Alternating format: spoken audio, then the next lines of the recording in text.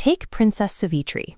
According to legend, her presence was so overwhelmingly radiant that the nobility of her own kingdom shrank back from her in awe. No suitor dared ask for her hand. So her father, King Ashwapati, gave her a clear directive: leave the palace, travel the world, and find a husband strong enough to stand beside her. She bypassed every wealthy, comfortable monarch on her journey. Instead, she chose Satyavan. He was a handsome prince, but an impoverished one, living in forest exile alongside his blind father, who had recently lost his kingdom. When Savitri returned to court to announce her choice, the great sage Narada was present. He agreed that Satyavan was a man of unmatched virtue. Then he dropped a terrifying deadline. Satyavan was destined to die in exactly 1 year from that very day. Her father begged her to reconsider, but Savitri refused. She argued that the mind is the primary driver of reality. Because she had already chosen Satyavan in her mind, to her they were already permanently bound. She would not choose another. By marrying a doomed man purely on principle, Savitri willingly chained herself to a ticking clock. She traded the safety of her palace for a 12-month countdown to her husband's demise, setting the stage for a year-long psychological ordeal. Savitri moved deep into the forest hermitage. She immediately stripped away her royal silks and jewels, replacing them with coarse garments made of bark to match her new impoverished reality. This diagram shows that 365-day window. Outwardly, she played the role of a serene, devoted wife, but inwardly, her reality shrank every single day. She was suffocating under the weight of an unchangeable execution date. To make matters worse, she couldn't share the burden with the man she loved. She carried the agonizing knowledge of that exact final day completely alone. Savitri lived in the quiet, solitary, minute-by-minute anticipation of the exact second that her entire world would finally end. When only 4 days remained in that fateful year, Savitri undertook the brutal Triratra vow. For 3 consecutive days and nights, she completely deprived herself of both food and sleep. On the morning of the final day, her husband prepared to head deep into the woods to gather supplies. Savitri masked her terror with a smile. She insisted she eagerly wanted to see the blooming forest, refusing to let him out of her sight for a single second.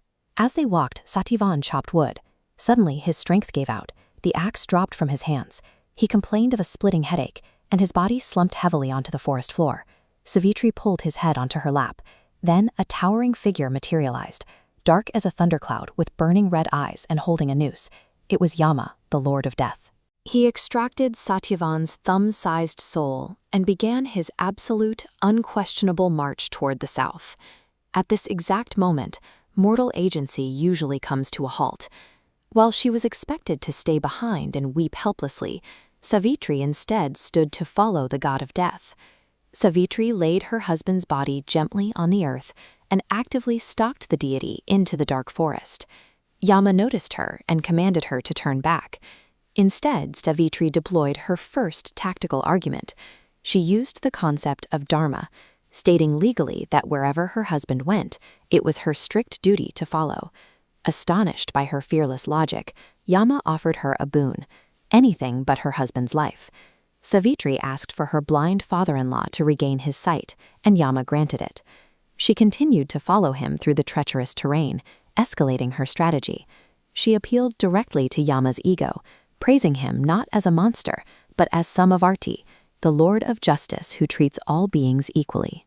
Charmed by this, Yama granted a second boon, restoring her father-in-law's lost kingdom, and a third, promising 100 mighty sons for Savitri's own father. This diagram illustrates her strategy.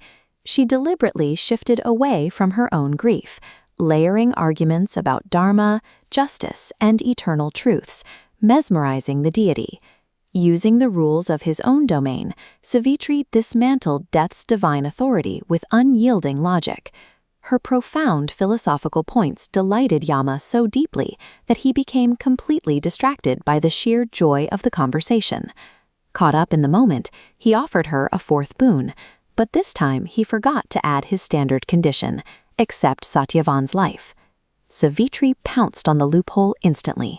She pointed out that he had not restricted this boon. Without her husband, she argued, she was as good as dead. Therefore, she demanded Satyavan's life.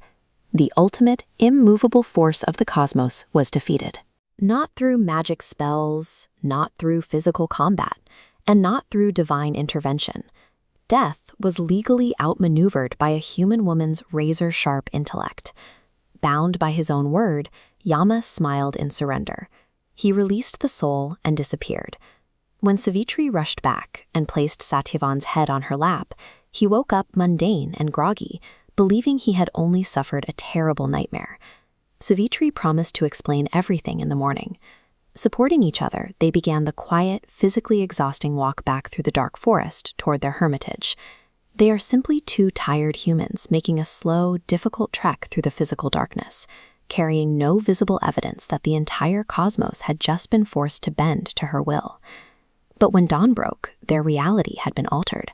They arrived to find her father-in-law gazing at them with perfectly restored sight. Soon after, ministers arrived from the capital to announce the usurper was dead and their stolen empire was ready to be reclaimed. Savitri's legend suggests that human destiny is not a static script. It can be entirely rewritten by a brilliant mind and absolute devotion.